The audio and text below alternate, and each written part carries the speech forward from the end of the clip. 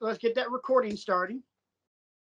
You know, shout out to the Hollywood Blondes, one of the most tag teams. Isaac, you're dating. I'm engaged. I got situation. Sorry. Oh, thank God I'm recording on this.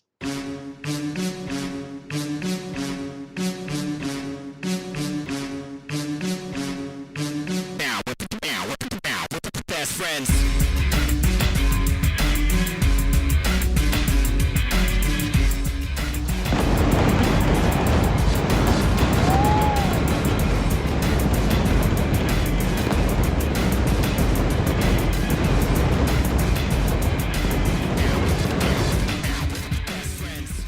In case you haven't realized, there is a baseball game going on right now, and you know what? Let's just go ahead and get this show going. Welcome to another awe-inspiring episode of Wrestling with Egos. However you may be listening to us, Intergalactic Radio, Anchor Podcasts, Google Play, all the different podcast means, and of course YouTube. Thank you so much for watching this. Here you go, Brian. Lean, mean, wrestle talking machine.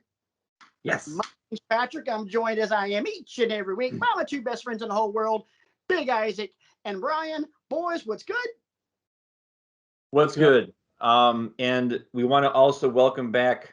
Yes. Okay, you got it. Go. You got it. We'd be remiss if we didn't welcome back repeat contributor now. You've officially earned repeat contributor status. # friend of show from Bleacher Report. The good doctor, Chris Mueller, is in the building. Chris, how are you, sir? I'm good. Thanks for having me back. Hey, thanks for coming back, man. This is going to be a very, very fun show. We talked about it last week. A GOAT discussion on the greatest heel of all time. It's not going to be a discussion where we decide, do they belong amongst the greatest of all time? No, we're looking for the Tom Brady of heels. We're looking for the Michael Jordan, the Wayne Gretzky of heels. So it's going to be quite interesting. Now, before we get into some of the other discussions, before we get into the heel discussion, Mr. Krigo, to quote the late, great Ricky Ricardo, Rossi, you got some splaining to do. Yes, I do.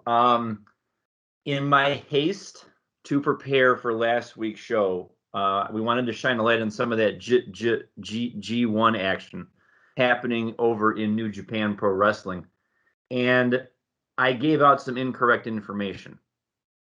I said that Jeff Cobb had already, in fact, defeated Kazuchika Okada in his block. And that, obviously, as all wrestling fans in the know will tell you, is incorrect information. The site that I looked at had one of those grids with the dots, and they were different colored dots for a win and a loss. And I just kind of quickly glanced at it and assumed it meant one thing instead of actually pulling it up and digesting it. And I'm very sorry to report erroneous information, because I'm not going to spoil anything for people that still haven't watched it yet. It went the other way around. Kazuchika Okada, in fact, defeated Jeff Cobb to advance out of that block and into the finals against Kota Ibushi. I'll leave it at that. You just said you weren't going to spoil anything. Then you No, I'm going to not spoil the results of the whole thing because it happened today. It went down this morning, our time. I'm not going to spoil the results of the whole thing, but I need to correct my erroneous information from last week. Mea culpa, 1,000 apologies. I will fall on the sword. Nah. No. Maybe like a styrofoam Minecraft sword. That'll do. Okay, I'll have to go find one while you're throwing the show. I'm sure your nephew's got one. Yes, I'll ask him. There you go. Well, gentlemen, before we get into GOAT discussion, which I'm really looking forward to, as I keep looking at my computer and watching how the game is progressing. Come on, damn it, Braves, let's go. No, I'm not going to turn it off. You can kiss my ass. I really wanted to circle back to last Friday while we were recording last week's show and touch on something, because with Chris here, brings a whole new dynamic into what was going on as we were doing the show last Friday, with both WWE and AEW pretty much trying to step on each other's toes. So, the way I can only look at this from a fan perspective, and my own fan perspective, and that being, well, I've got DVR, I can watch both, I win. So Chris, let me just, and I don't even know if you have an answer for this. We're just going to see what happens. Who won? Was it AEW or was it WWE? Who came out of that the better? I mean, that's a weird conversation. If you're talking about a matter of opinion, I think AEW probably put on the better show. If you're talking about ratings, which seems to be the most popular discussion on Twitter for the past 6 months to a year, AEW won the demo, but SmackDown still won the overall. So, I mean, it's tricky. I don't know if it's really fair to say one show beat the other necessarily, but I mean, AEW put on some good matches that night. So I do think they had a slight edge in terms of the quality of wrestling that we saw on the programs. See, that's kind of the way I look at it in terms of like winner, who won, who lost. It essentially is who came out looking better. Because my honest opinion on the whole ratings conversation is, especially when you're comparing Rampage to SmackDown, it's not a fair comparison because SmackDown is on broadcast, where Rampage is on cable. Fox is in a ton more homes than any cable outlet on TV. It's just not even close. So by that, by that, In fairness, it was on FS1 last week, though. It wasn't on standard Fox. It was on Fox Sports 1. So that was technically on a cable channel. So they did have a reduced audience technically. But still, I mean, it's WWE versus any company. You'd expect them to blow the competition out of the water. The fact that it was that close is what surprised me the most. Okay. See, I didn't even realize that they were on FS1 which would make sense because that probably it was what moved them. Was it hockey or was it baseball? It was baseball. Okay, it was the American League. Okay. Yes, it was. Yeah, I think Dynamite got moved to Saturday because of hockey, right? Yes, Dynamite did moved because the NHL season opener was last Wednesday. Well, actually last Tuesday with Tampa and Pittsburgh, but everybody else played on Wednesday to open their seasons. So okay, it was just. And a little quick update. The Buffalo Sabres are 3-0 now. So I feel like I just need to keep riding this wave of momentum until inevitably the calendar flips to after Thanksgiving and we lose 12 in a row and we go back to our cellar dweller ways. But I just wanted to give some shine to my Buffalo Sabres. Continue, Patrick. Oh, I completely understand that, and yeah, they are 3-0, which is really awesome. Blackhawks can't get a win. All right, let's keep moving. Yeah. If I wasn't a Sabres fan, I would be a Blackhawks fan. I've always liked the guys that they have playing for them. Yeah, it's not the dynasty it was 10 years ago. Let's go Pens. Anyway, moving right along. We're gonna quickly move conversations before Chris and I start throwing hands over Skype. Not go. Imagine. Oh my God. Today, however, was I am going against my own ethical feelings on this. We have to at least talk about a couple of things that happened today in Saudi Arabia during Crown Jewel. I'm not a fan of this show for ethical reasons, but two very big things happened. Number one, the finals of the inaugural Queen's Crown tournament took place, and in a pretty good match, Zelina Vega picked up the victory over Dewdrop. She is the first queen of the ring.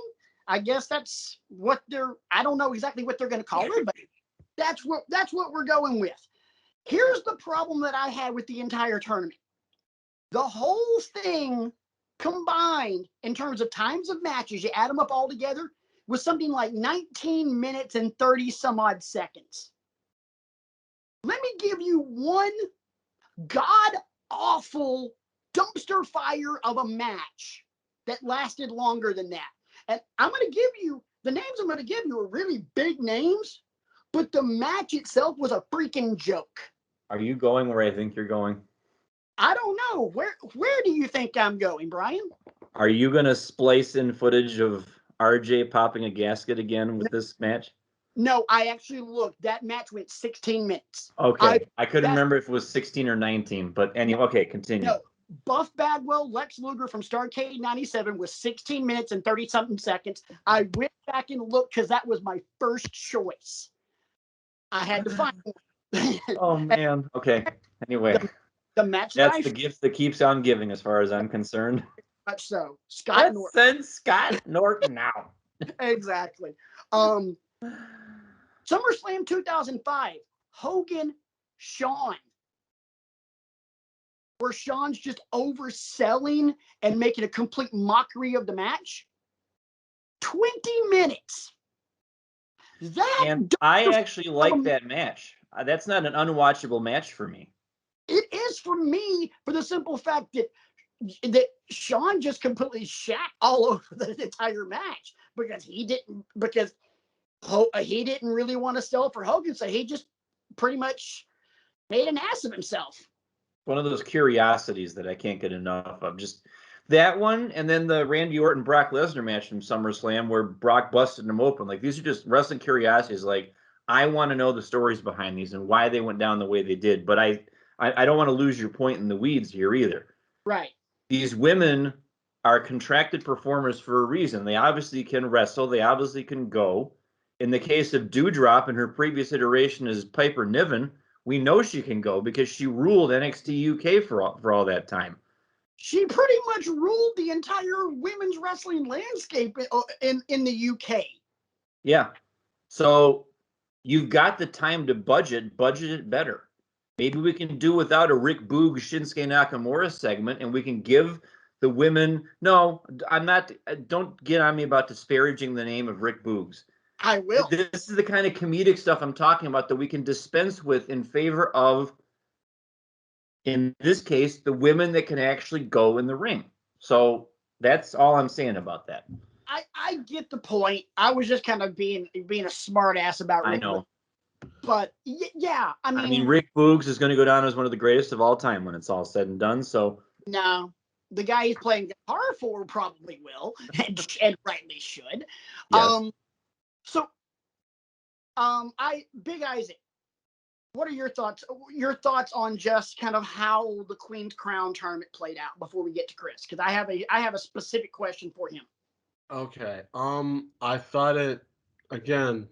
They really do need to let these women go and let these women show what they can do. Very disappointed in it. I mean, I'm glad they're doing something different with the women's division, giving them something to look forward to, but they're not doing themselves any favors. And they're just not, you have all this incredible talent that could do a lot of incredible things, and you're not showcasing them. And this is where you look someplace else, and they're beating them, and that's the reason why. So, Mr. Mueller, I have a question for you, good sir. And this isn't just concerning you. From your perspective and some of your other colleagues at Bleacher Report who cover this wonderful, crazy world of professional wrestling, what's been the general consensus with you guys over at Bleacher Report about how they've handled the length of matches with this tournament? I mean, the only people that I've spoken to directly about it are Graham Matthews and Phil Lindsay, and neither of them have been happy about any of it. And, it's really sad, the fact that up until tonight, the longest match was still less than 3 minutes in this tournament. Right. I mean, Tonight's hell, match went almost double. What's that? the finals was only 5 minutes. Yeah, it was like 5 minutes and 50 seconds or something. So it almost doubled the next closest match. And even that felt somewhat short, but still, it wasn't bad. Like, they had enough time to get in some good stuff. And Zelina is finally starting to show what we all knew she was capable of. So I'm glad to see her getting some spots. But yeah, the whole tournament, like, if you just took all the match time, it could have fit in the amount of time that they gave the Roman Reigns, Brock Lesnar entrances and video package and all that stuff. It's kind of embarrassing for Stephanie McMahon to still be going around touting the success of the women's revolution when they're starting to revert back to pre-revolution match times. Yeah. But at the same point, we got an incredible match tonight between Becky, Bianca, and Sasha. So it's not as if WWE doesn't realize that they can put on good women's wrestling. It's that they're choosing not to do it as often as they could, and that's the problem. I completely agree. You did mention Roman and Brock's entrances and everything else. Okay, so quick little story today. That match was happening as my 12-year-old daughter was coming home from school. She was walking in the door. And she wanted to tell me a story about something that happened in choir class. She had a funny story. And she said, do you have a minute for me to tell you this? Because I know you want to watch this. I went, and I refer to her nickname on the show. For those of you guys that don't know, she's Squishy, just little chubby cheeks and a lover. I was like, Squish, you got plenty of time. She said, why? I said, Roman Reigns is about to make his entrance, and the show is at a gigantic stadium. She went, oh, so I've got an hour. That's a point for Squishy. Oh, I know, because keep in mind, several weeks ago, we went to Extreme Rules, and the first thing that she talked about as we were leaving the arena and going to the hotel that we stayed at was, man, his entrance took forever. I'm like, yeah. She said, if it literally Chris, is Bleacher Report hiring? Because I think we have a prospective new writer for you. oh yeah, yeah, just she's got some great one-liners every once in a while. So yeah, for the record, she was able to completely tell me her story, sidebars and all, before Roman and Brock were officially in the ring. Oh boy. Well, there you go. Yeah. But something else happened during Crown Jewel that, let's just say this, it was a big, gigantic win for the nerds. You know what? Any of us could talk about this, but one member of this panel tonight was tweeting about it very actively. Mr. Mueller, what the heck happened? Oh, we talking about Woods becoming King of the Ring? Yes, we most certainly are. Yeah, I mean, what a moment. That was... I genuinely was concerned that WWE wouldn't see the light and they were going to have Finn Balor not only win, but possibly even turn heel on Woods after the match. That was my genuine concern because, let's face it, the King of the Ring has been used to prop up more heels than baby faces over the years. Yes, it has. So not only did we get to watch Woods achieve his childhood dream, but he got to do it in a great match against a top quality opponent. And it was a clean win. There was no shenanigans. There was no New Day interference. There was no demon shenanigans and any of that. It was just solid wrestling from two guys who've both been doing this for well over a decade. And it was probably my favorite moment of the night, just from a fan perspective. Yeah. I don't think it was the best match of the night. I think it was the best moment of the night, though. And that interview, I don't know if you guys have seen it, that interview that Woods gave afterwards backstage that's up on WWE. Like, he can barely hold it together. Like, he wants to start crying so bad because he's so happy. It's such a great moment. I have not seen that. I did see on Twitter Kofi was videoing himself watching the match, and he posted his reaction to the pinfall. I saw that, and I thought that was awesome. But yeah, no, I have not seen. I have not seen Woods's interview. Isaac, um, I know you probably have your own perspective on this. We're going to go to Brian last because, for obvious reasons, in case you've been watching this show. But Isaac, one, from a wrestling nerd perspective, let's go ahead and be honest. As a black man, talk. What's your take on this? It's about damn time. I know that there have been others. When we talk about the King Ring, yeah, we still talk about King Mabel, but that was a waste. That was a while ago. And King Booker. but yeah, I was really happy for Woods. I'm really excited for him. I do like up, up, down, down. I love the stuff that he's been doing. I love all the stuff that, he gets everyone else involved in. And he's put in the work. And basically, it's about damn time Yeah. that they put some shine on him, just like they put shine on everybody else in the New Day, and start giving them their flowers because they have put in the effort and they deserve it. We a while back did a GOAT discussion on the New Day, and I'm pretty sure I went out on the limb and said that they would go down as the greatest trio of all time. I think after tonight, case closed. B, I do have to ask you. We've talked about this off camera, but I do have to get your perspective on this.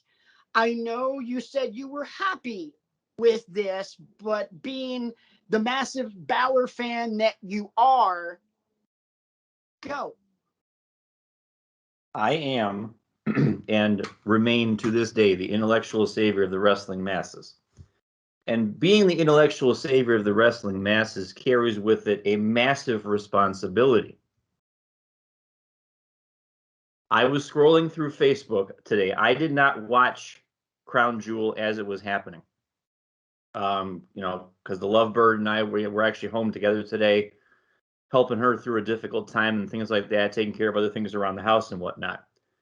And as I was scrolling through Facebook about 4:30, 5 o'clock today, there was a Facebook post about Xavier Woods being crowned King of the Ring. And the first post I saw was from some guy, some random troll, who said, they made a huge mistake here.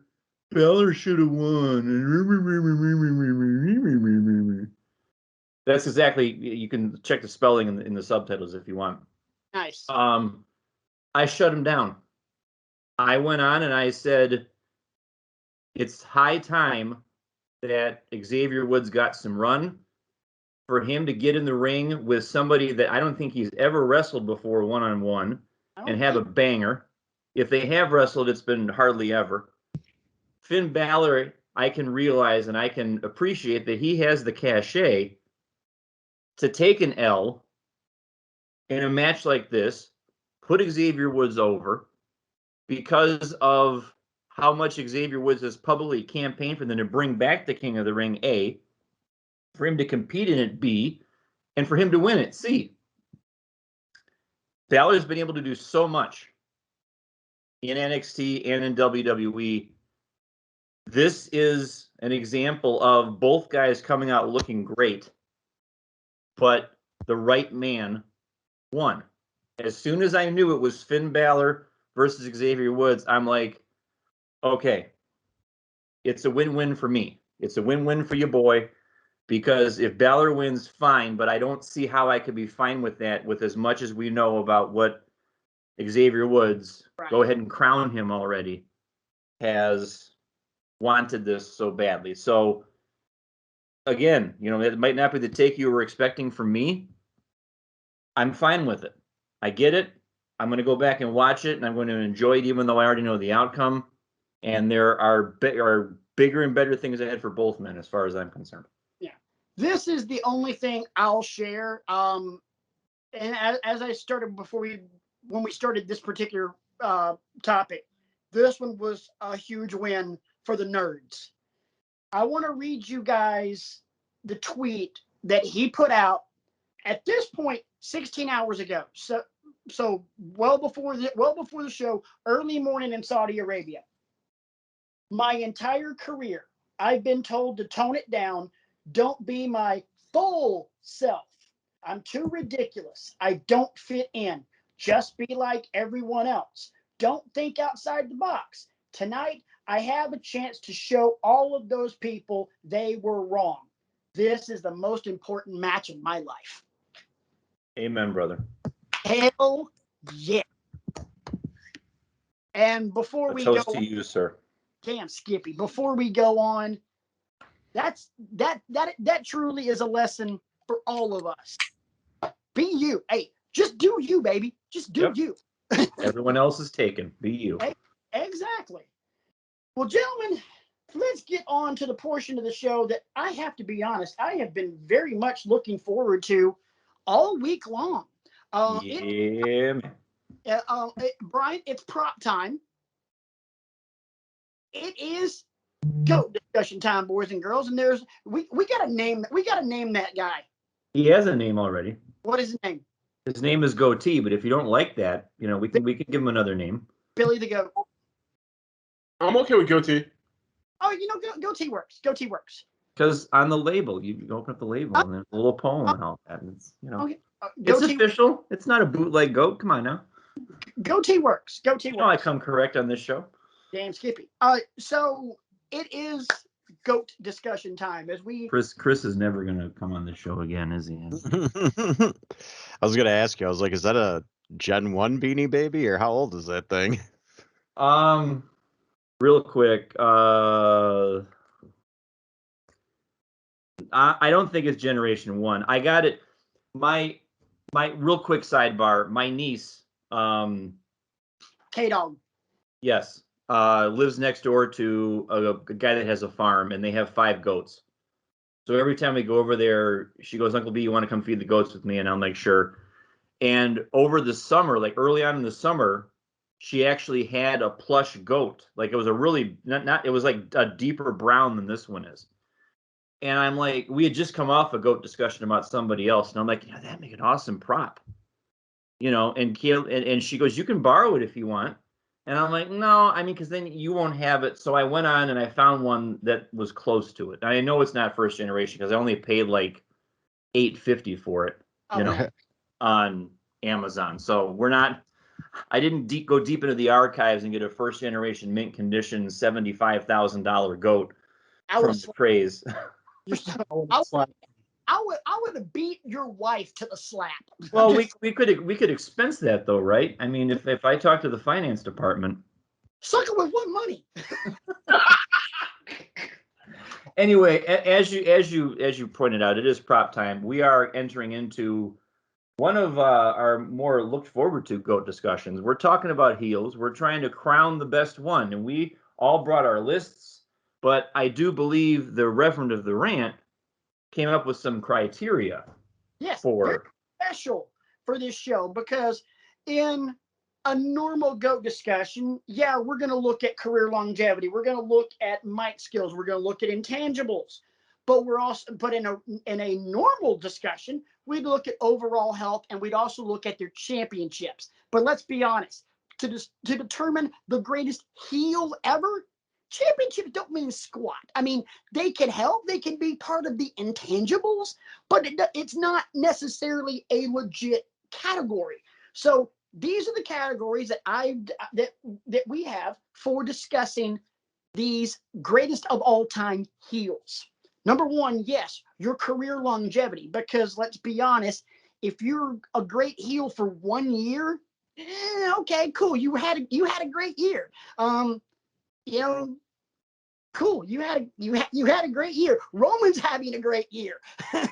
Drew McIntyre had a great year. Your mic skills, because let's be honest, unless you can piss off fans, you're not going to be a great heel. And part of pissing off fans is being able to talk. Your impactful rivalries, because to be a great heel, you have to have a great babyface to feud with. You know, Flair had Dusty, Flair had Sting. You know, the list goes on. You know, Hogan had the Sheik. The list goes on and on. You also Patrick has me. You know, exactly. I have Brian. And meanwhile, Isaac's like the Watcher from the Marvel comics. Pretty much. I don't get involved. Isaac steps down and smacks the crap out of us whenever he needs to. Yeah. And then I gotta lay it down every once in a while. yeah, and then Mueller shows up every once in a while, like that one guy in the Shield offices that just walked into the wrong conversation at the wrong time. But the last two topics, and I think this one is probably the most important: generating heat, because that is the deal. That is the most important part of your job. And then finally, those intangibles, those little immeasurables, kind of the X factors of all of these. There's 1,000 different ways we can go. There's 1,000 different places we can start. But since we do have a guest, it would be hospitable of us to open the floor for the first name in the discussion with the good doctor. What you got, man? I mean, this was a really hard topic once I started thinking about it, because there's so many good heels. But I think if we're talking about in modern wrestling, and I know he's a babyface now and he has been since he returned, but Edge really should be in that conversation. Yeah, he's on my list. And that's not just me saying it because I'm as much of an Edge mark as Brian is. Brian is a Balor mark. There's not many other wrestlers I mark out for harder. Maybe Sting. That's about it. Maybe Sting and the Undertaker. But yeah, he's on my list as well. Chris, encapsulate, if you could, what was it, for those that don't know? I think all of us, understand why you picked Edge, but for those that don't know, what were some of the things during his massive heel runs that warrant consideration here? Well, I mean, for one thing, like, it's taking the categories that you put out into account, I think, that led me to him. Career longevity, I mean, look at where we are right now. The dude came back from a career-ending injury and has been dropping 30-minute classics every time he steps in the ring. Including yeah, I mean, that was one of the best Hell in a Cell matches we've seen in years. He just has a way about him where he knows how to structure a match to make every moment count. You're not going to see a million different submissions from Edge like you would from Bryan Danielson, but you're going to see a nice variety of moves that he's really good at doing. As far as mic skills goes, nobody's going to contest that Edge is great on the mic. The whole reason that Edge was the breakout star of his tag team was because of his mic skills, because frankly, Christian is the better technical wrestler. No question. So mic skills off the charts. When he was going crazy as a heel on SmackDown, those were some of the best segments. Like him and Vicky together, still to this day, is one of my favorite pairings that they ever did, because she just drew heat like a magnet, and it just transferred over to Edge, and then Edge would accentuate it. It was perfect. As far as impactful rivalries go, Edge has feuded with the biggest names in the business. He's been in the ring with Triple H, John Cena, The Undertaker, the Hardy Boys, the Dudley Boys, and Christian in their tag team classics. Like, he has been a big part of WWE programming for just over 2 decades now. Yeah. Even though he had many years where he wasn't an active wrestler, he was still kind of around doing stuff here and there. The Edge and Christian show, or he would come on and interview people, whatever it was. As far as generating heat goes, he knows how to generate heat. He's a pro. He's just good at it. He doesn't need to do the cheap hometown stuff and talk about like, oh, we're in Chicago, so I got to mention how the Bulls suck this year. Like, he doesn't need to do that. And as far as, intangibles go, Edge has the it factor. Like, it's that indescribable quality that you really can't pinpoint, but you know it when you see it, and he's got it. Point on that. Royal Rumble when he returned. That should tell you everything, because he makes you feel something. And he made you feel something 9 years ago, to the point where when you hear his music, when he comes out at number 21 in the Royal Rumble in 2020, everybody lost their crap. And as far as impactful rivalries, I want to double down on one thing you said. His rivalry with Cena, and I'm going to use this one swear word a lot in this discussion, but his rivalry with Cena is what made him a bastard. And to me, there's nobody on my list that at their zenith, at their peak of being a heel, they weren't a bastard. And that's where I went. And yeah, Edge is second on my list. Guys, your thoughts on Edge, and then Brian, and then Brian, you get one. A low-key moment for Edge to me, where he really started I started paying more attention to him. And the more I think about it, I think he was trying to be a face when he did this. But there was a moment on SmackDown one year when Evolution was like kind of running the show, and Edge was in the ring with Triple H. And he said, I want to take down Evolution myself. And it was like the first time he had been allowed to like show this emotion and show this. And Triple H is like, hey, easy there, kid, easy, that kind of thing. But that was where I kind of started paying attention to him. But I agree with you guys. The rivalry with Cena, like, I can't ever remember somebody's family getting involved, but when he smacked John Cena's dad in his house and didn't hold back either, and I'm sure John Cena Sr. was like, well, don't hold back, please. Just smack the crap out of me. And then, I mean, what's more heelish than a live sex celebration? I mean, that to me was like the coup de grace, So you can go through every iteration of him, and it's believable, and there's no depths I won't sing to. He's used that line several times with people. So it's just top notch for me for him. Isaac, real quick, your thoughts. I have to agree with everything that he said. Edge has it. He's been able to feud with everybody and their grandmother +5, and truly has been able to generate heat with whatever he's been doing. And very happy that he's back. Can't argue with anything that anyone said. B, drop a name for us. In my preparations for this discussion, I wanted to very much avoid the low-hanging fruit. My goal tonight is to try to impress the hell out of everybody. And this first name that I'm going to give you is going to impress the hell out of everybody, because you would not expect me to go there. Okay, now keep in mind, low-hanging fruit may very well be the greatest of all time. That's where we're going. But I'm here to round out the discussion, and I bet nobody in their office pool had Brian leading off a heel discussion with the fabulous Freebirds. Ooh. Now, I'll give you a little background on me.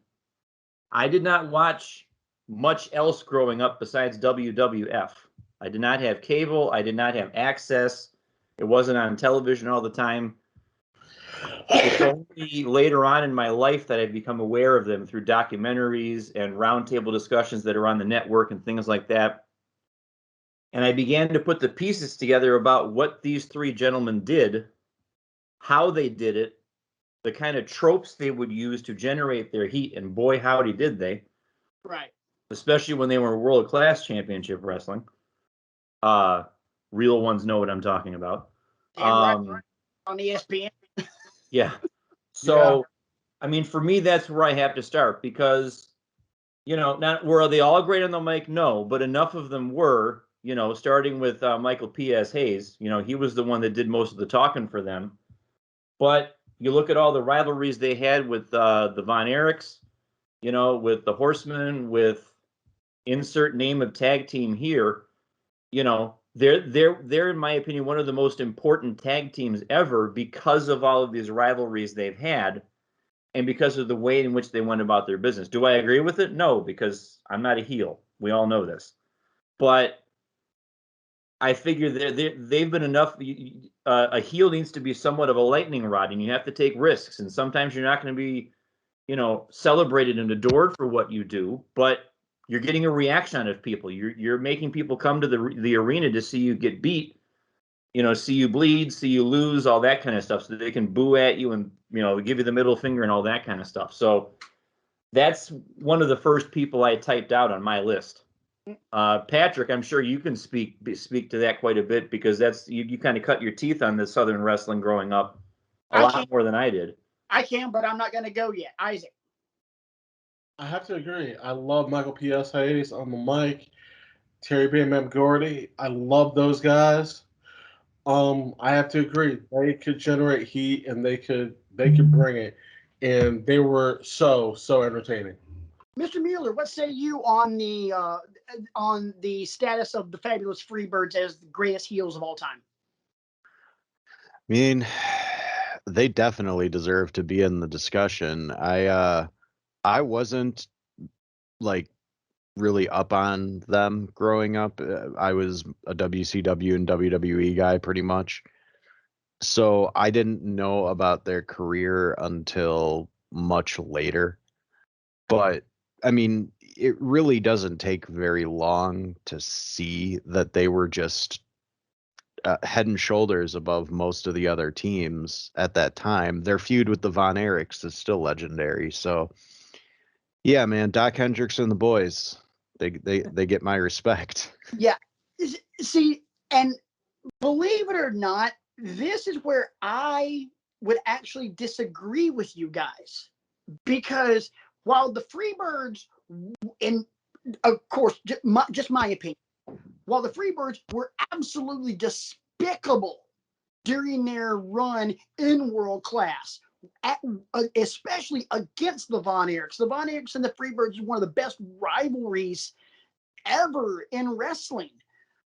But outside of Freebirds versus Von Erichs, there wasn't much. And then you get to WCW when the Freebirds become just Michael Hayes and Jimmy Garvin, because Buddy Roberts isn't wrestling anymore, and Terry Gordy's tag teaming with Dr. Death Steve Williams in Japan. The Freebirds. You're getting to the point of diminishing returns, is what you're saying. The Freebirds in the early '90s in WCW sucked. I'm sorry. They had that debut of their brand new theme music, the lip sync it, and nobody heard it. It was just god awful. But so it kind of, to me, is that more on WCW or the Freebirds? Oh, that was definitely on WCW because that was during the Okay. Jim. Good God, nothing worked during the Jim Herd days. But still, it was perception. And Brian and I used to have a manager in our Office Max days that would like to say perception is reality, and that's very much the truth in terms of this. So I guess I was going for sizzle and forgot about the steak with the Freebirds. I'm sorry, but I did shock you a little bit by starting with that. Very much so. For me, now obviously, this is a group vote and everything else. We'll get to that at the end of the show. But for me, the Freebirds, like our GOAT discussion on Lex Luger, the Freebirds are first ballot candidates for the Hall of really damn good, but not necessarily, GOAT status. So, understood. Big man, what say you? I can't wait for this. Because I'm going in a little different direction. Is that okay? Oh, so you want to throw out your name you want to throw out your name last? Yes, please. Okay. Well, We're not just throwing out one name apiece, right? We're going to be spitballing a whole bunch of names. That's fine. See, I figured we would take our time on the first one because that was probably going to be our big heavy hitter, and then we would just kind of fire off the rest of them. Okay. So well, if that's the case, then I totally played this wrong. But Isaac or Chris, whoever, go ahead. I'll go on this one because I'm going way off the beaten path as well, and I'm very much not going low hanging fruit, because my first candidate for greatest heel of all time wasn't necessarily very good in the ring, but he was damn amazing as a manager. Bobby freaking Heenan. Yeah, you stole my next pick. Sorry about that, buddy. But arguably one of the greatest promo guys of all time. Arguably one of the greatest managers of all time. It's either him or it's Heyman. there is no other people in the discussion. In terms of rivalries, Heenan family. Also look at what he was doing in AWA when he was managing Nick Botwinkle. He was managing Jesse Ventura. He managed Andre going into WrestleMania 3. He was also managing Andre when the $1 Million Man Ted DiBiase bought the WWF title, which led to WrestleMania 4 and that tournament. He managed Ravishing Rick Rude in the WWF during not only the Jake the Snake Roberts rivalry where his wife was on his tights, but also the rivalry with the Ultimate Warrior for the Intercontinental title. As far as generating heat, one word: Weasel. That chant, and just by looking at a fan, he could get that started, and that chant spread like wildfire. And I wrote down 3 simple words for his intangibles: funny as hell. The guy had some of the greatest one-liners of all time, and even though this is very much not heel, if you ever wanted proof, and I've done this a million times, Brian knows where I'm going. If you ever want proof of how funny Bobby the Brain Heenan was, his Hall of Fame induction speech. I dare you to watch it and not laugh. Oh my God! If you don't have a soul. That's me. That's where I went first. Isaac, how about you? Okay, I'm going a little different way, and you guys are going to see how and why I said this. Okay. The person is Vincent Kennedy, yes, McMahon. And the reason I say this, real quick, let me quote the good Dr. Chris Mueller and say, well, you just stole the next one on my list. Literally, you guys are just going down my list one for one. Bobby Heenan and Vince McMahon were on my list. Okay, now here's where I'm going with it. You guys already know what it is. Now, Vince is not just a gigantic ass on TV. He's a gigantic ass off TV. And we all know, look, he's destroyed people's careers. He's destroyed people's lives. You know, you guys may mention the Edge and Lita sex show on TV. That's the reason why Lita left the WWE for a little bit of time after that, because she didn't really want to do that. But allegedly, you know, look, we can go down the road with the Hart family. We all know that one. You know, we can go down the road with a lot of people. And Vince was a gigantic whatever. To what actually happened on camera, though, because there's if we're gonna focus on the real life person, then we're either talking if we're talking about real life people and how they become heels that way, we're either talking about him or Fabulous Moolah. So I mean, let's stay with what happened in wrestling. Okay, let's sit here and talk. Then we'll talk about this. We can talk about the fact that Stone Cold, he put Stone Cold up to Saturn when it came to his career. when he got stunned in Madison Square Garden, oh my God, that right there, statement made him. You know, St. Valentine's Day Massacre, the Royal Rumble. We can go forward with lots of other stuff. The time where he was, the guy under the hood, all that other stuff. We can It go was there. Austin. It was me. That one. So that's where I'm going with my first pick. Gentlemen, please. Anybody have anything they want to add to Vince? Anybody have anything they want to add to either Vince or Bobby Heenan? Because I just kind of bounced from me to Isaac. I'll give Vince credit. He's consistent. I mean, we'd have a 10-hour show if we talked about all the heelish things that Vince has done on television. Yeah. I mean, once the veil was lifted, that period in 96, 97 where he was on commentary, and then it became painfully apparent to people that there's more to this than he's just a guy bumbling around on commentary. No, I'm actually, I'm not only a client, but I'm also the hair club president, that kind of thing. And I reversed that on purpose, by the way.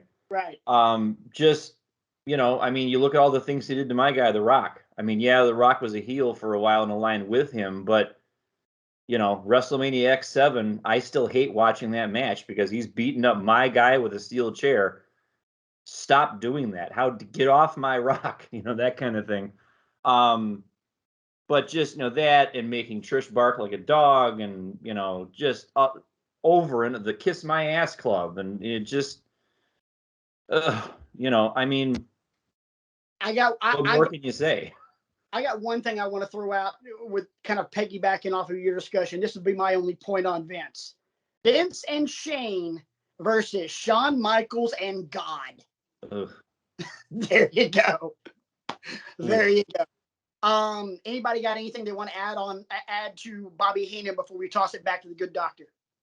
Well, I'll add something for Bobby Heenan. Not only was he one of the best heel managers of all time, but he transitioned to becoming one of the best commentators too. Like he was so good at talking that they're like, let's just have him talk for all 3 hours of the show. Like that Heenan is one of those guys that, and I do love that Hall of Fame speech, by the way, but he is one of those guys that he defines the phrase, you love to hate him, because you deep down that you like Bobby Heenan, even when you hate the things he's saying, because he's so good at it. You know what I mean? And I'll then as give far you a case in point really quick, Chris. I'm sorry to interrupt, but just something just came to my mind when Sean turned on Marty Jannetty. Don't forget about Bobby's commentary. But see, one of these guys isn't as good without the other. And then the super kick and you threw him through the barbershop. I knew he was going to do that. Yeah.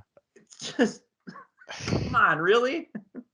Yeah, his voice is imprinted on so many iconic moments. Let me get one thing in. You talk about how amazing he was on commentary. Literally, go back and watch from beginning to end. I can't remember what it was, either 91 or 92. SummerSlam in Madison Square Garden, the night that you had the match made in heaven, the match made in hell, $1 Million Man versus Virgil, Brett versus Perfect for the IC title. And Roddy Piper is on commentary with Bobby and Gorilla. And the back and forth between Roddy Piper and Bobby Heenan, it's not gold, it's diamond.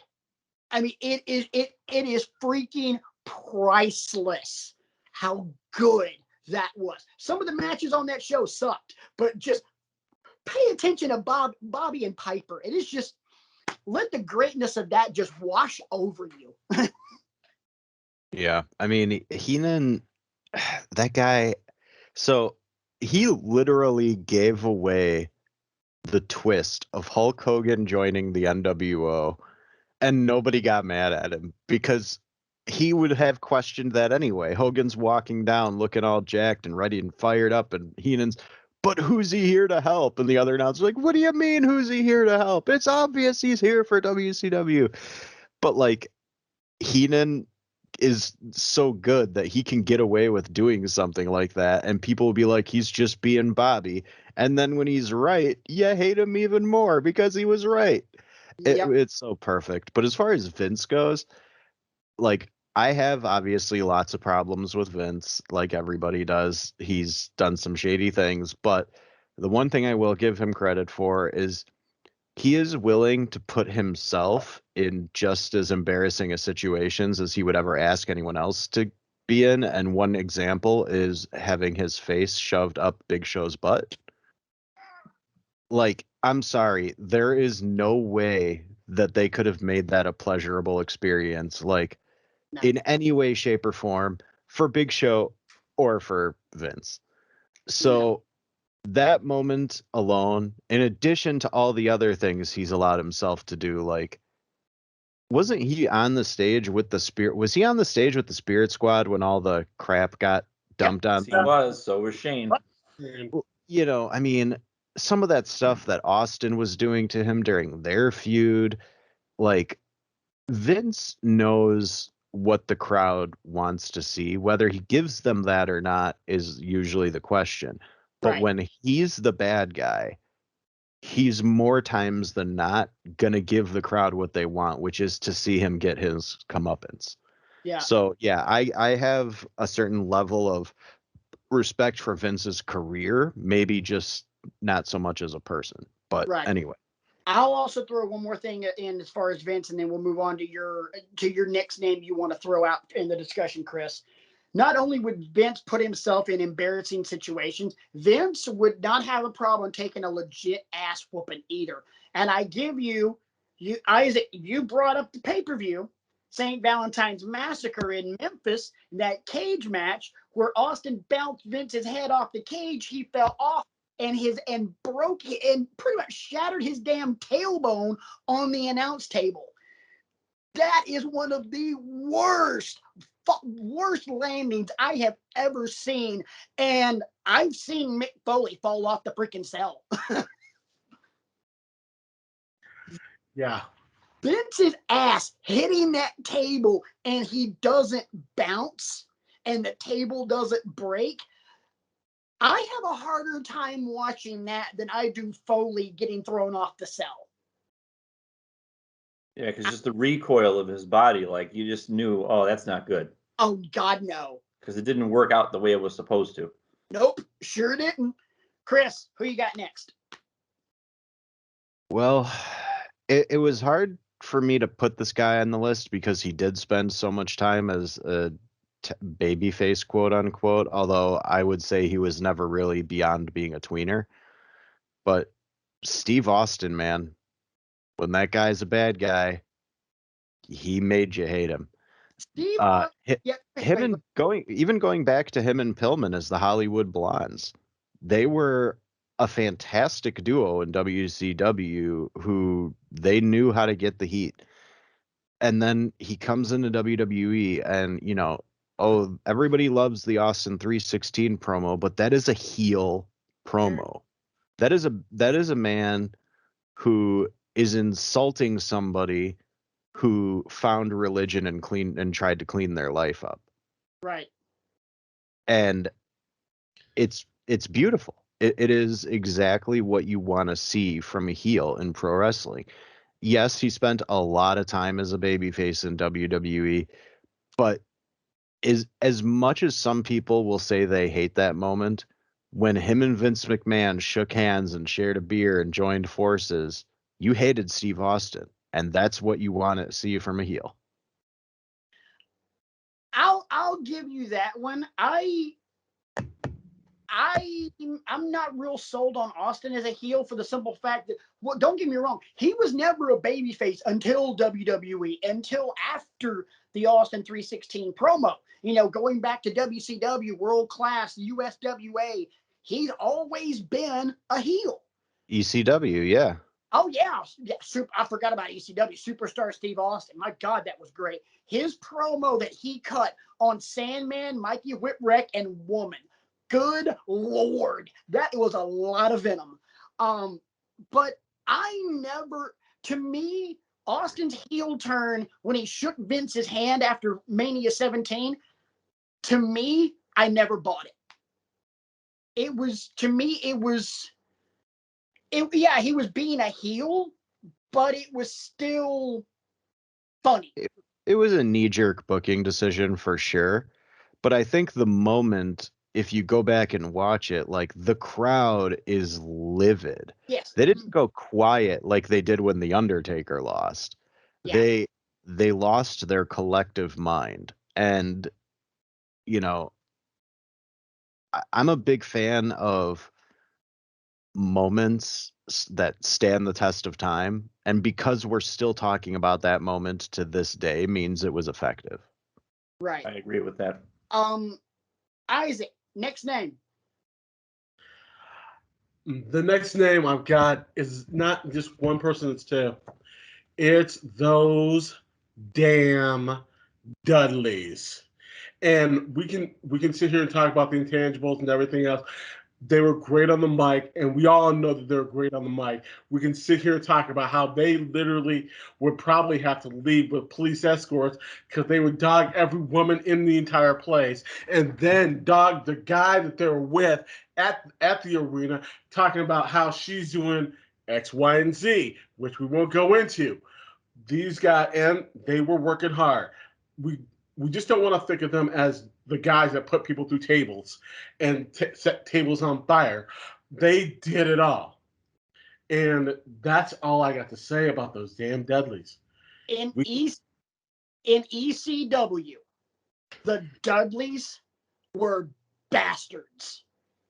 They were still great heels in WWE. You can even though they weren't necessarily the Dudleys then, and they weren't even Team 3D, but their collective role in Aces and Eights in TNA, they were bastards.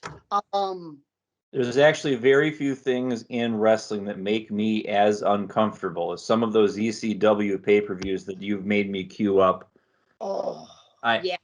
I'm just not, again, I'm the baby face on this show. I just don't tend to go there. But that's the mark of a great heel, is they're not afraid to go there. They know they have to try things that they normally wouldn't do to get a reaction, and nothing gets a reaction more than insulting the women and the men that they're with and all that kind of stuff, and using the off-color language. But they were empowered and encouraged to do that by Paul Heyman, the master manipulator, as it were, and it made them a nice, handsome career because of it. So I'm with you on the Dudleys, for sure. I just looked at the score. You shouldn't have. You're still up 3-1. Let's relax and let's put it in perspective. I just stopped looking at it. I just took it off the computer. So okay, good. You're with your boys on the Lean Mean Wrestle Talking Machine. It's a good day. Hey, I was kind of. And we're talking about one of your favorite subjects. Oh, I know. I was still kind of hoping that Hey, speaking of heels, I freaking hate the Dodgers. Yes, you and me both. Moving right along. But anybody else got anything they want to add to the Dudleys? Chris, you got anything? I like the Dudleys. I'm a little surprised to hear them mentioned in this, but I mean they do definitely deserve it as far as just career longevity goes and just the reliability of character. I definitely think Bubba has Devon a little outmatched when it comes to the mic stuff, but Devon was always the better worker in the ring. Absolutely. Kind of sounds from what you said, you're thinking more of Hall of really, really damn good as opposed to, GOAT status, maybe? I mean, they definitely deserve to be in the conversation of greatest heel tag teams, but in terms of overall wrestling acts, I just don't know if they measure up to some of the other people we've already mentioned and will mention, but that's just me. I also was not an active watcher of ECW back in the day, so all of my ECW knowledge from them came watching stuff later on and video packages and all of that kind of stuff. So I never really got into them during the whole like Manson family Dudley vibe days when there was like a whole clan of them with Big Dick Dudley leading the charge and all that. That was never really my jam. ECW just it's one of those things that like I like that it happened and I think there's a lot of good stuff there, but I don't think I could have watched it on a weekly basis back then because I know what those guys are going through physically and I know how much they were being screwed financially behind the scenes. So to know that their bodies were being put through that unnecessarily for the sake of quote unquote entertainment. And now a lot of these guys have to start GoFundMe campaigns to pay for knee replacement surgeries and all kinds of different stuff. So it's a little heartbreaking to me that so many of them ended up in bad positions afterwards because of what happened to them there. Who wants to go next? Because let's say, okay, Mueller's gotten two, Isaac's gotten two. It's me and you, Brian, right? I'll go next. Okay. The first name that I typed out, because I thought about, my formative wrestling years and who were the people that I always hated it when they showed up on television. This man, I refer to him as the gatekeeper. I refer to him as the man that all of my heroes went up against during the Attitude Era and beyond the Attitude Era. You're about to steal somebody off my list, I bet. I bet you're probably right. My opinion on this man has changed lately because of the things he's doing in a more administrative role and stuff like that. But how can you not include Triple H in this discussion? Triple H. And here's another case of a guy. He checks all the boxes. Impactful rivalries. I just a few names here: Rock, Austin, Undertaker, Angle, Orton, Batista, and I'm sure I'm forgetting a few. Shawn, yes. Can he generate heat? Yes. Both intentionally and unintentionally. I mean, the whole thing with Stephanie started out as a lark to generate heat. Then they wound up legitimately falling in love with each other and they got married. That's heat from a lot of different sources there. Career longevity, look at how long he's been at it. And he's more than serviceable on the mic. He's had a few legendary promos in his life. And I'm not talking about the one when he came back from his quad tear in Madison Square Garden. I'm talking about some other ones. He had some deep cuts on The Rock. Oh, yeah. Yeah, I mean, big time. I mean, you look at what he did with the rest of DX when they dressed up as the Nation. I mean, that was uncomfortable to watch at the time, and it's even more uncomfortable to watch now going back when you think about what lines they were crossing and stuff like that. But again, it's a pattern with the people you hear. They're not afraid to cross a line to generate that heat. And Triple H can go in the ring. We know he can. I'm trying very hard not to, recycle all the cliches about him, but he was trained by Killer Kowalski. He knows what he's doing in the ring. He studied all these other people growing up. We know how much of an impact Flair had on him. We know how much of an impact, all the WCW guys had on him. And as I said, he was always the one that my guys had to go up against. And that made me sick of him, which I suppose is the point. When you look at all the championships he's won, now he's the exception on this list, I think, of a heel that is the belt collector. I mean, all the 14 times, I think. Yeah, 14. Trust me, that's on my notes. Yeah, not to mention all the other championships he won. He's been tag champs a couple times. He's been he's a Grand Slam champion for sure. So, yeah, and all the great Mania matches he's had, and in my opinion, one of the greatest promos he ever cut, he didn't say a word. Undertaker came back that one year, Triple H came out, and all they did was stare at each other and then stare at the sign. Yep. And I'm like, well, that was different. So for me, I mean, Triple H might be the strongest candidate on my list the more I look at it. Yeah. As greatest heel of all time. I got a couple of things on my notes I want to add, and then we'll toss it to Isaac and Chris. The only thing I have to say about his mic skills, and this is my only negative against him, it was very easy to make fun of him every time he cut a promo. So there's that. Fine. He has won the PWI award for most hated wrestler more than anyone else in history. He's won it 5 times. 2003, 2004, 2005, and then 2013 and 2014 as the Authority with Steph. You're right about the 14. But we're the Authority now. I thought you guys didn't get that. Just kidding. Sorry. Yeah. I couldn't resist.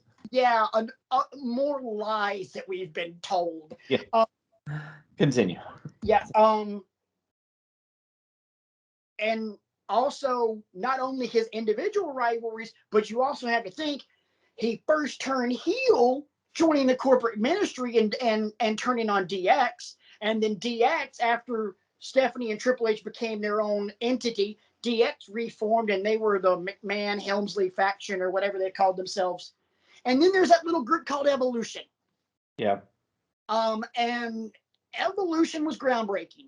And then I'll be obviously as a heel, as an authority figure as well, you know, because you got to think about his feud with the Shield, his feud with Rollins, his feud with Roman. So, yeah, oh my God, yes, Daniel Bryan. Bryan, I'm sorry. So talk about strongest candidates. He's on the top of my list. He was the first name I wrote down. Isaac, we'll go to you, and then we'll save the good doctor for last on this one. Yeah, you guys touch base on everything. The only other person I think that I keep thinking of was also Sting, even though his short-lived part while he was in, but that was another situation. But yes, all the intangibles are there, everything that he's done, career long, everything. I don't really have anything else to add because you guys nailed it on that. Mr. Mueller, what'd you say? Triple H is one of those guys that he's not number one in any category. Like, there's people who are better workers, there's people who are better talkers, there's people who are better heat magnets, but I don't think very many people are as well rounded as he is, because he's not perfect at anything, but he's really, really good at everything. Yeah. So Triple H, I feel like in later years he elevated some people, but for a long time the strength of Triple H's feuds were in what his opponents were bringing out of him. And now to know that, like, he had such a hand in creating the best era of NXT before whatever's happening now. The best era of NXT. Well, yeah. So he's just one of those guys that I think a lot of people have decided they don't like him for one reason or another as a person.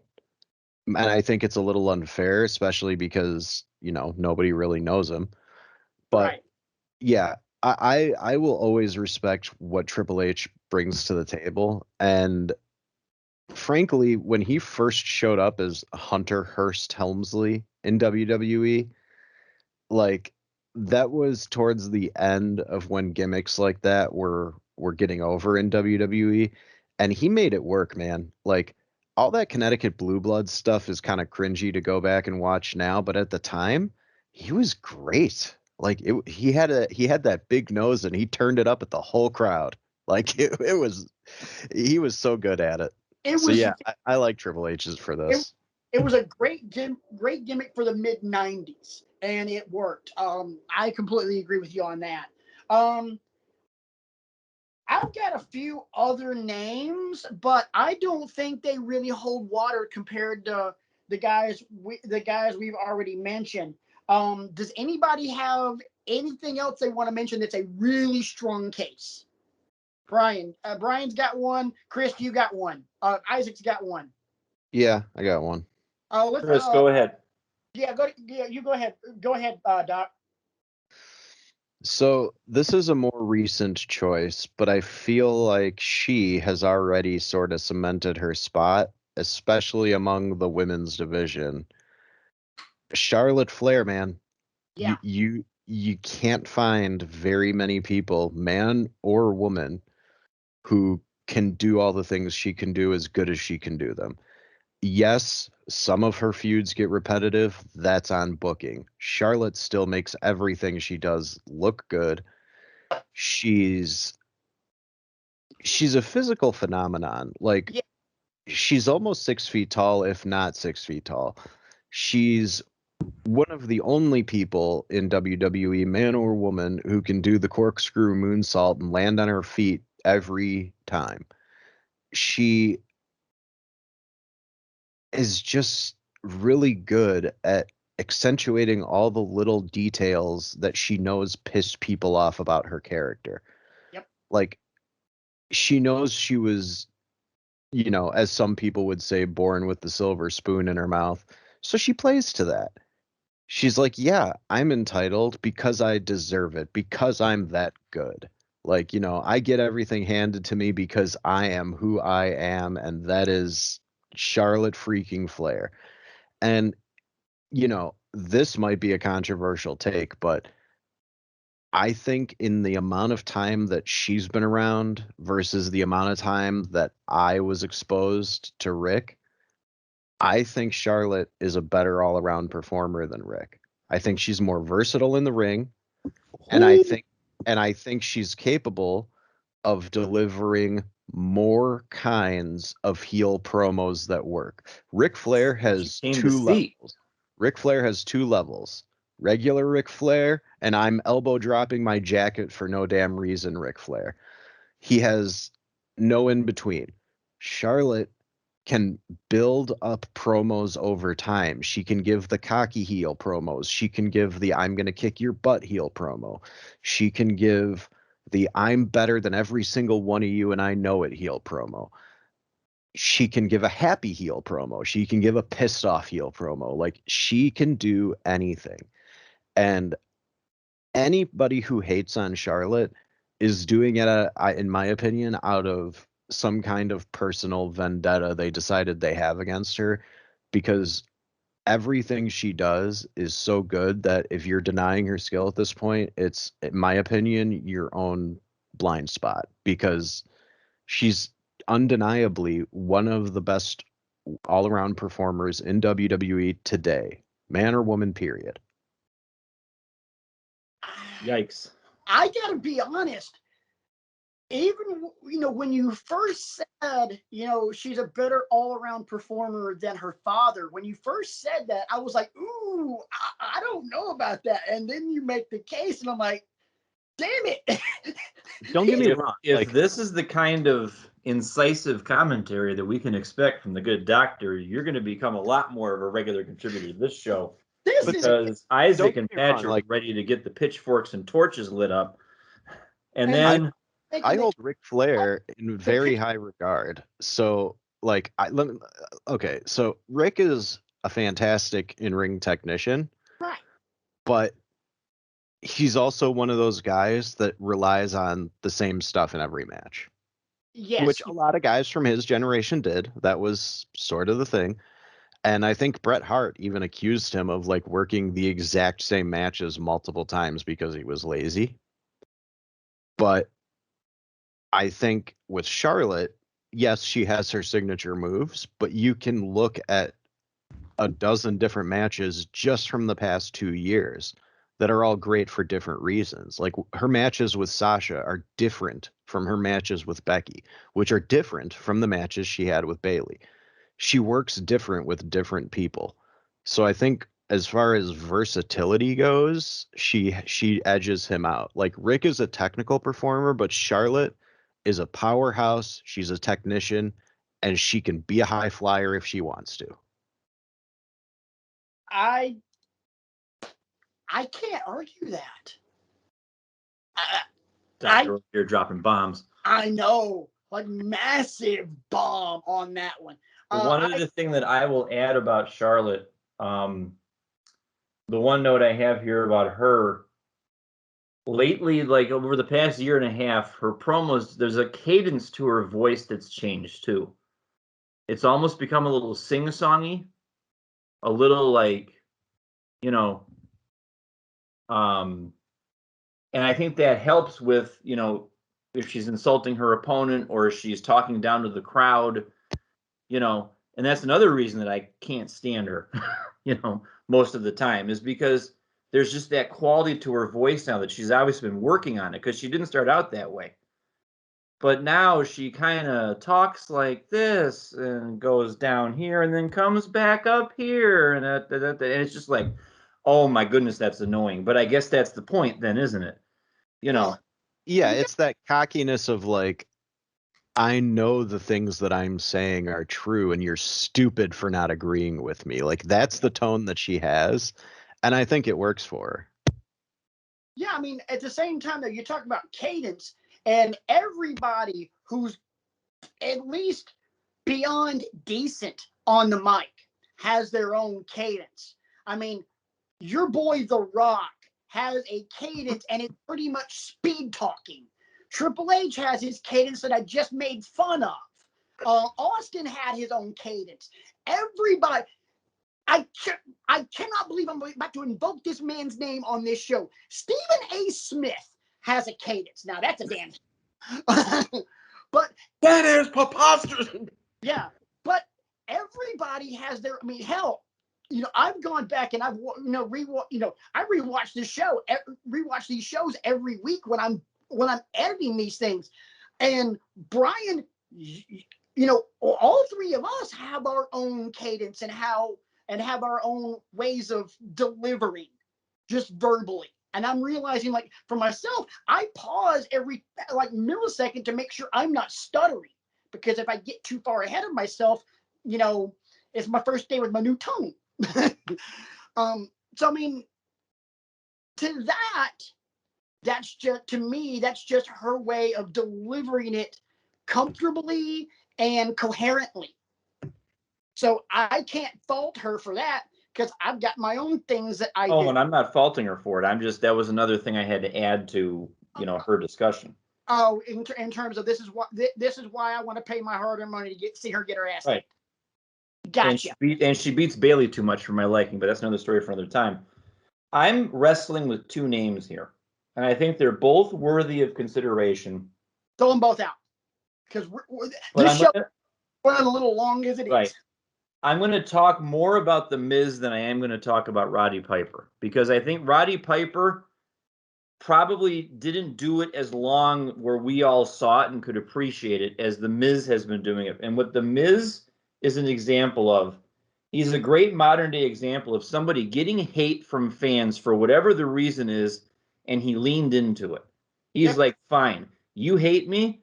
Good. I'm going to take that hate. I'm going to work hard. I'm going to make myself available. I'm going to be around the title picture and whatever title you have for me, whether it's the tag titles, the Intercontinental Championship, or the WWE Championship, and I'm going to win them. And I'm going to piss you off. And I'm going to come up with dorky catchphrases that are so bad they're good, like hoorah and stuff like that. And I'm just going to pound you into submission, because I'm going to keep coming back and keep coming back and keep coming back, because obviously somebody in the booking department believes in me. And I've come to appreciate The Miz for that reason over the past 5 years because of that. You sit down and you think, geez, he was a punchline when he first started coming off the Real World, and then all of a sudden you look up, call it a farce if you want to, but he retained the championship at WrestleMania 27 by hook or by crook. And, he also won it again in 2020. It was a short-lived thing with Lashley and all that. Or no, that was the beginning of this year. I'm sorry, 2021. But he's also got the underhanded tactics and that abrasive rasp in his voice when he's on the mic. And all of those things combined make a great heel. He's always connected better as a heel than a face. He's an example of a guy who just doesn't compute when he's being presented as a babyface. He's terrible as a face. I mean, god awful as a babyface. I would argue that in Ms. and Mrs. he's more of a baby face than he is in WWE. That's a very enjoyable show. Oh, and he the is. Lovebird and I are very happy that it's been renewed for another season. Because he's a goofball. Yeah. And it's clear that he loves being a dad. Yeah, and he's annoying as crap, but in a good way. See, me watching that show, I relate a lot to Mike Mizanin because I don't know, Chris, I don't know if you figured this out or not, but I can be a little irritating. You know, that's all of us, though. No. The other two gentlemen here in the discussion will probably tell you that a certain someone on this show takes irritating to all new levels. Isn't that right, Brian? I have no comment at this time. I'm going to comment for you. Yes. Yeah. Brian's like, he's my best friend and I love him. I'm not gonna besmirch him on the show in front of company. But yeah. I shall not fan the flames of. Anybody else want to chime in on the Miz? He is, to me, one of the best heels of this generation.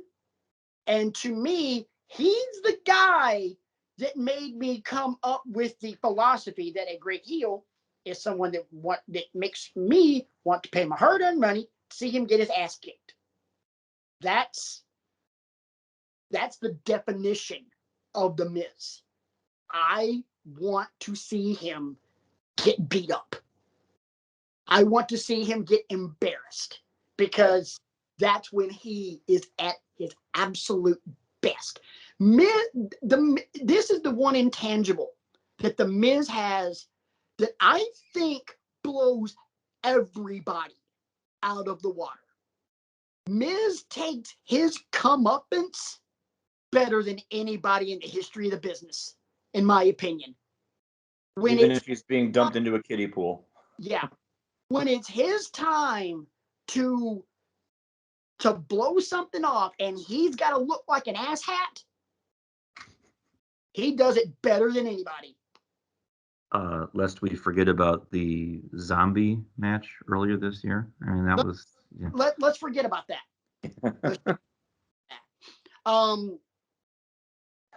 Anybody else want to throw anything about the Miz? I guess not. Okay, moving right along. Well, no, I mean, I will if Isaac doesn't have anything to say. No, I'm good with the Miz. I mean, they hit on all the points I was going to bring up. So, Chris, what you got? So I literally first saw Miz as watching The Real World back to New York, like as a fan. The Real World for a while was a good show, and his was probably, in my opinion, the last good season. And I have a vivid memory of him running around the house as the last person to leave at the end of the season with a foam WWE title, talking about how I'm the Miz and I'm awesome and I'm going to be the WWE champion. And then to watch his journey over the years on all the Real World Road Rules challenges, and then in Tough Enough, and then as the host of SmackDown, his first official role with WWE. You guys remember that when he had the mohawk and he was, cheesing it up? Like everything that guy has done and accomplished is a result of pure hard work. Yeah. Miz is one of my heroes in pro wrestling because he has never stopped working hard. He does constant press for WWE. He's out there on the road wrestling as much as they want him to and as they need him to. He's got the reality show. He's done movies. He's constantly appearing on other talk shows and kids shows. And like, he's one of those people who, you do want to pay your hard-earned money to see him beat up, but at the same time, he treads that line of being family friendly enough to where you can go throw him on Nickelodeon and he'll fit right in and the kids will laugh when he gets slimed. Yes. Don't look now, but he's a dark horse contender to win Dancing with the Stars. Yeah, I mean, dude, he works his ass off at everything. That's the Miz. Like, he's never going to have the reputation of a Bryan Danielson in the ring as far as his technical precision goes, but he doesn't have to. No. Because the Miz's value lies in his ability to do anything that is asked of him and make it entertaining. And I'll be honest, there were times when I enjoyed his babyface run. When he first won the WWE title, my inclination was, look how the crowd reacted. You have to turn him babyface. Yeah. And, you know, like anytime he gets a chance to run with a title, whether it's the IC title or which he made one of the most important titles in WWE during his run. No question. The Miz is an all-time great. Yeah. I know that there are people who will say like, oh, he doesn't belong in the conversation with people like, you know, a Ric Flair or whoever they want to bring up as a great heel, but I think he does. I think The Miz is a perfect example of somebody who had a clear vision of what he wanted his life to be, and he did not stop working until he got it. And now he's rich. He's got a beautiful wife, 2 beautiful daughters. He is living the literal dream, and there are a few people in the world who deserve it as much as he does. Agreed. Very wow. Yeah. I can't say anything Well else. said. I mean, that's better than I could have said it. Does anybody else have anybody else that they want to throw out before we really start crunching this down? Brian, you're shaking your head yes. I feel like if I don't mention him, I'll regret it. We're going to put what he's doing right now in AEW to the side because I think we can all agree that he's a face very much so in AEW. But I don't see how you can have a heel discussion without talking about Chris Jericho. Chris Jericho, up until now, has never really connected with me as a babyface. And maybe that's just my opinion, but he was always better as a heel. And the best heel run of his life was when he came back from injury and started coming out in the nice suits, and Feuding with Sean. he started talking like this. Right. And he started espousing the giant vocabulary, and he made you pay attention to him, because it's really easy for somebody to come out and yell and scream and pontificate, to borrow another Stephen A. Smith word.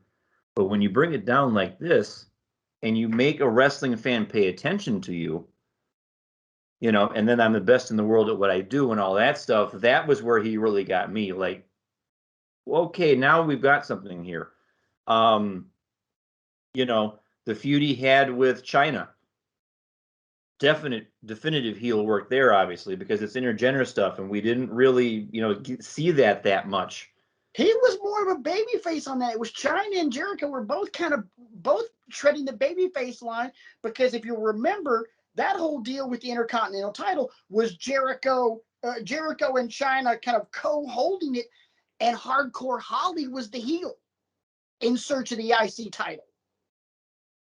I guess I kind of forgot about that, but everybody forgets Hardcore Holly because it's easy to forget about Hardcore This Holly. is true.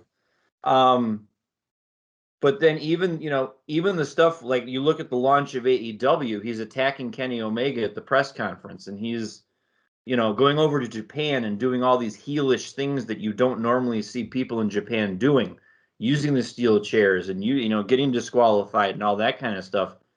It's generating heat. And we know how good this man is on the microphone. I mean, my goodness, you know, he was holding his own against The Rock when he debuted that night in Chicago in 1999 with the countdown clock and everything. And he's had impactful rivalries, you know, till the sun goes down. Like, I don't need to list all the names of the people he's feuded with. And the career longevity, my God. Right. You know, I mean, he's north of 50 now, and he's still not as much as he used to, but he can still have a great match with insert name of performer here. Right. So, I mean, I couldn't not include him. Is he the greatest ever? I don't know, but I couldn't not include him for consideration. All right. Before we quickly discuss Jericho, I have a question for all three of you guys, because for me, this answer is no. Are there any other names that are going to come up, or is Jericho our last one? Orton? Okay, we'll talk about we'll discuss Orton briefly. Chris, you got anybody else? I was gonna say Ted DiBiase, but the more I think about it, the more I think that's just nostalgia kicking in because he was like my most hated heel as a kid. He was on my list, but I don't think he did it as long. And No, at the same time, I'm also looking at some of the other names we've got, and I have to be honest, I would say DiBiase gets cut early in this. Yeah. So let's quickly discuss Jericho, quickly discuss Orton, and let's start kind of crunching this down because this is already looking like going to be one of our longest shows in history. And I'm fine with that, but I don't want to go to 3 hours. This is not Monday Night Raw.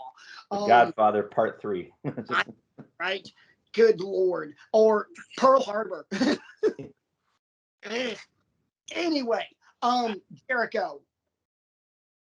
I disagree with you on the fact of didn't connect as a babyface.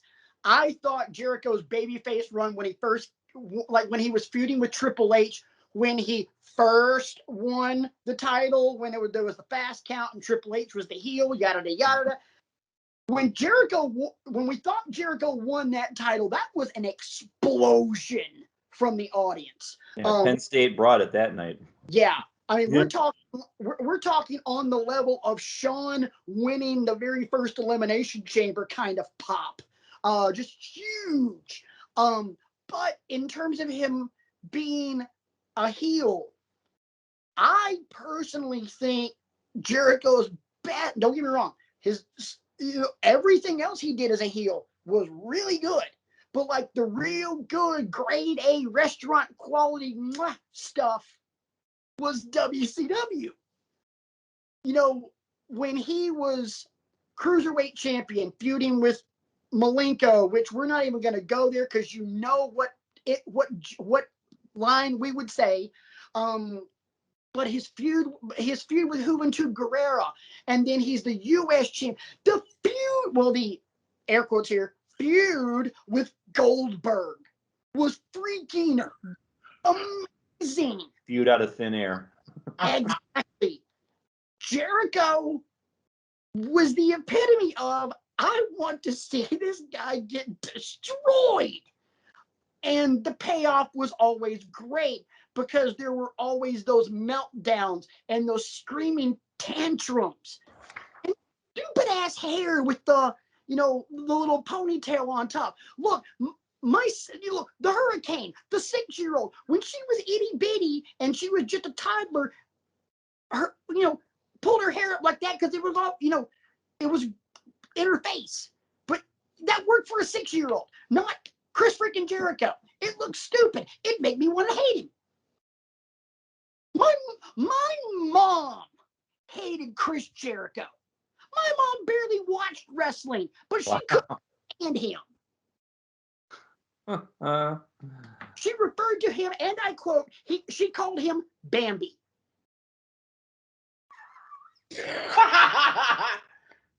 I kid you not. Yikes. Mama Swafford called him Bambi. I've got 1,004 reasons why you should not just Chris Jericho. And Number one, armbar. I was trying to get through this show without going there because every time we talk about Chris Jericho, that happens. I was hoping we'd be able to pull that off. My thoughts on Orton. Orton's best heel work has been in the last 5 to 6 years. When Orton was just the legend killer, Orton as the legend killer was really good. Spitting in the face of Harley Race, Mick Foley, Moolah, RKOing all of them. Really good stuff. But when he transitioned into the theme song that he has now, and it was just that darker, more sinister Randy Orton.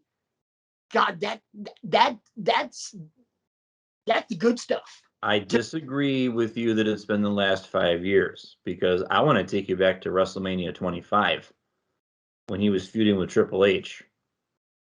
He was going to places. That's where he got my attention. Now the payoff was not as good. Hey, let me retract because I tend to lose track of time in terms of how long it's been. I forget that we're approaching WrestleMania 35 next year. 38. Okay, Exhibit A. Long. That I tend to lose track of time. Yeah. So I tend to forget we're approaching WrestleMania 38. The defense will stipulate. Which means it's been 13 years. And I was getting, when I said the 5 or 6 years, I was meaning that feud with Triple H when he handcuffed Triple H to the ropes and DDT'd Steph and then kissed her while she was unconscious. That 13 years ago. Okay, it was 5 or 6 years ago. Moving right along. Yikes. Who wants to go next on both of these guys? Because, like I said, we got to start trimming this list down. Isaac, you go ahead. I got some things about Jericho I need to think about whether I want to say or not. Oh, you totally want to say them. Yeah, you do. Meaty content from the doctor tonight. Yeah, content, bro. Jericho. I think that he's one of the greatest heels of all time. The intangibles are there. We've gone over everything, and we don't even need to go there with Jericho. Now, when it comes to Orton, he's gone to some deep places. It also depends on his dance partner at the same time. Edge, when he felt him in WrestleMania, really brought him out. But he's been putting on some good work. I think that his mic skills and everything else, just intangible. So, I mean, in that aspect, it is what it is. So, that's all I'm saying. That's all I got. All right, Chris. I'll start with Orton. Orton is definitely one of WWE's most valuable players of the last 15 plus years. The guy, he can do what he does better than anybody, but he will be the first one to say he is one of those wrestlers who's guilty of the 5 moves of doom. Like, Orton has his move set that he's comfortable with. He will occasionally break from it, but not very often. So with Orton, I think his biggest strength is his character more than his in-ring work. With Jericho, I'm hot and cold on Jericho because I think some of the stuff that he's done is incredible and fantastic heel work, and he's a part of some of my favorite segments.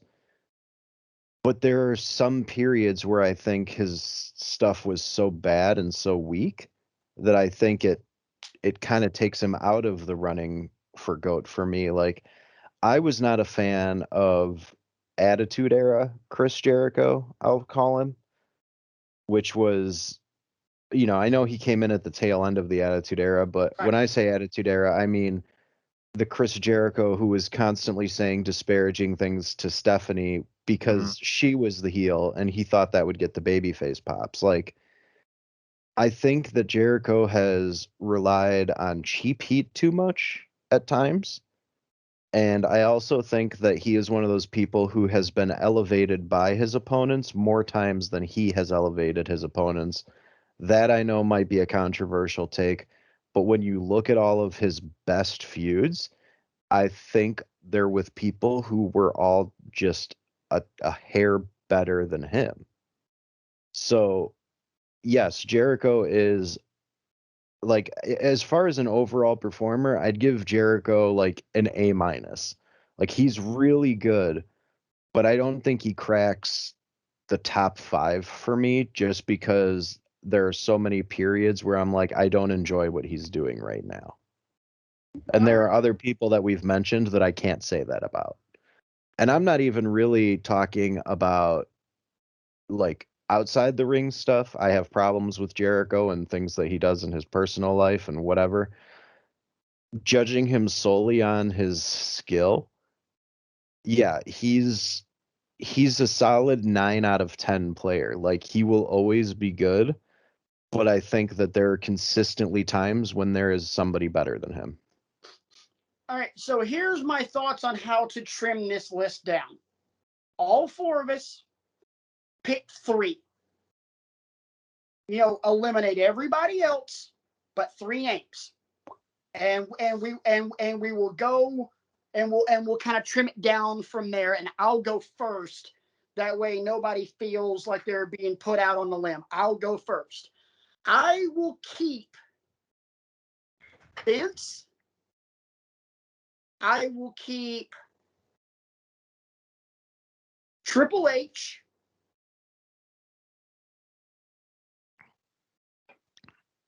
And I will keep, I'm stuck between 2.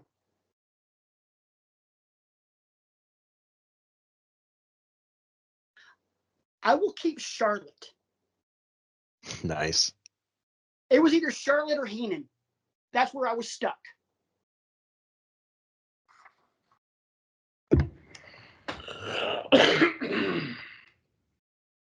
Well, I mean, if you want 3, for me, it's got to be Edge, Heenan, Charlotte.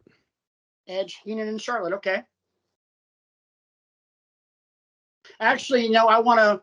I forgot we had discussed Edge. I'm a layman. I'm taking Vince off. I'm going to go Triple H, Edge, Charlotte. If you make your list and you forget that someone's been a part of this discussion because there's been a crap load of names, you can edit if somebody's like, oh yeah. So for me, Edge, Triple H, and Charlotte. So either one of you guys. I will do Triple H, The Miz, and Edge. Okay. I'm gonna go Heenan, Vince, Dudley's. Okay, Brian, were you writing these down by any chance? Of course I was. I'm the official statistician at Wrestling with Egos. I was hoping you were. So who's got? I know there's multiple people that were on 3 different lists. Edge has been mentioned 3 times. Right. Miz is out because I was the only one to mention him. Okay. Dudley's are out. Isaac's the only one to mention him. Vince is out because Isaac was the only one to mention him. And then you got 2 mentions for Charlotte, 2 mentions for Heenan, and 2 mentions for Triple H. So by the math, the sheer math of it, Edge is our GOAT heel. Well, let's trim it down a little bit more. So who has the 3? Triple H, Heenan, Charlotte? Well, Edge is the only one to have been mentioned 3 times. But no, I'm talking about that 3-way tie. Because we need to put Edge. Heenan twice, Triple H twice, Charlotte twice. So, because here's the point that I was trying to get to. We need to put Edge versus blank. So we've got Triple H, Heenan, and Charlotte. Everybody pick one. I'm still sticking with Triple H. I am too. Triple H then. Okay, Chris, we want to hear your vote, but it's already 3. It's already 3 votes in. I mean, I guess just since I made such a strong argument earlier, I have to say Charlotte. But I do agree that Triple H, because of the length of time he's been in this business, he's had more chances to impress us. So yeah, he deserves that spot. Charlotte will get there eventually. Oh, I have no doubts. One thing about Charlotte that I forgot to mention, she's been using a line lately that I just freaking love. I am the opportunity. Yeah. Yeah. That is gangster. That's a good one. That is a great line. All right, so as it stands, we have 2 remaining, and it is Edge versus Triple H. And damn, that is a matchup in terms of just heel. So I'm gonna go to all 3 of you. Make your pick and make your case briefly. I'll go.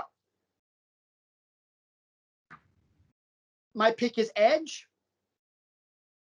Bigger bastard. Everything else cancels itself out. They both won a crap load of titles. Edge has won more titles in WWE history than anybody else. They've both won King of the Ring. They've both been a part of amazing feuds. They've both had insanely great moments. So it all comes down to who was the bigger bastard. And to me, that was Edge. I'm still leaning Triple H because he's had bastard moments too. I mean, the whole running off to Vegas with Stephanie, you could argue that's, yeah. I got one question for you, Dad. Yeah. I mean, and then, throwing Rock in the casket and, breaking his wrist and, yeah. Right.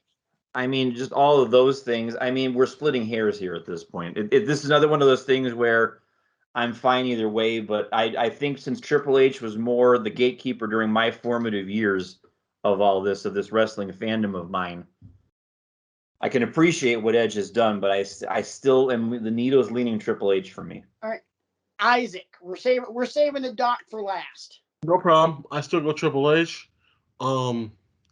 I think that they played him out to be more of a bastard than anybody else, and going there where no one else had gone before, and that's where I'll leave it at that. Okay, so here's the way I look at it: either Triple H is going to be our greatest heel ever, or it's a two-way tie, and that's how we just leave it at that. Chris, what is it? I mean, it comes down to the steel chair versus the golden shovel, right? I mean, you've got Triple H, who's been accused over the years many times of burying talent at his own, for his own gain, which I don't necessarily agree with that take, but that take is out there. Very much so. Edge, I believe, has really actually been credited with helping a lot of careers, especially John Cena. Like, his feud with John Cena helped make John Cena who John Cena is. Yeah. It was basically Edge and Orton going back and forth with Cena for a couple of years there, and they were all good matches. I think I have to go with Edge for the simple fact that, like, yeah, Triple H, he married an unconscious Stephanie, but, they worked it out and they're still together, so whatever. But, Edge has this one moment that sticks out in my head of Vicky Guerrero's in a wheelchair and he pushes her over in the wheelchair. Like, Oh my push God, over a woman in a wheelchair, you are the biggest heel of all time. Yeah. And I think he might have even been a babyface when he did that. He's still a heel, though. I think because if I remember correctly, Vicky had flirted with Big Show, and that got discovered at their wedding that they were having in ring, because no wedding in WWE ever goes right, apparently, except for two. And Index. Huh? I said Index. I loved that segment. The hatchet, my God, that was amazing. And then the very long drawn out I do, that was just amazing. I loved it. But yeah, him doing that turned him babyface, because it was kind of like when Triple H and Steph had their renewal of vows, and Triple H said, as I stand here, I see you for what you truly are, a no good lying bitch. Oh, that line was awesome. That whole setup to that is one of my favorite things they've ever done. Oh God, yeah. The videotape and the fertility doctor and Arn Anderson saying, apparently they've been trying to call you, and they've been trying to call you for a while now, and then the look on Stephanie's face in the ring, and then it was awesome. Great, sir. Yes. So okay. So let me say two quick things here, really quick. Okay. The Triple H Katie Vick segment almost put him over the top for me, just because, let's face it, you're a heel if you do that. Oh God! But How can you forget about anything? even more disgusting than that is, had Vince McMahon gone through with his worst idea ever, I think he would have won hands down. And his worst idea ever was that he be the father of Stephanie's baby. Yeah.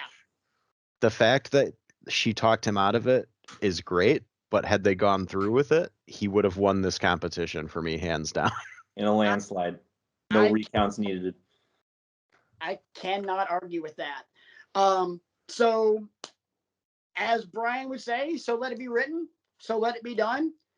Our decision on the greatest heels of all time. It's a split decision. It's a split decision. Edge and Triple H. What are your thoughts, guys? You know, don't have. Hey, feel free to tweet us, Wrestling X at Wrestling X Egos. You've seen all of our own personal Twitter accounts. Rant Mode on for me. Brian's B Kriego15. Isaac's I the Fourth. Excuse me. Doc is BR_Doctor. We would love to hear your thoughts on this. Don't forget. You can also comment in below the YouTube feed right here. We would love to know what you think, because I gotta say, this has been one of the more fun discussions that we've had on this show in a long time. We've had some fun discussions, but this is probably going to go down as one of my favorites. This is up there with the green screen falling down and RJ losing his mind over Scott Norton. In the pantheon of. Yes, very much so.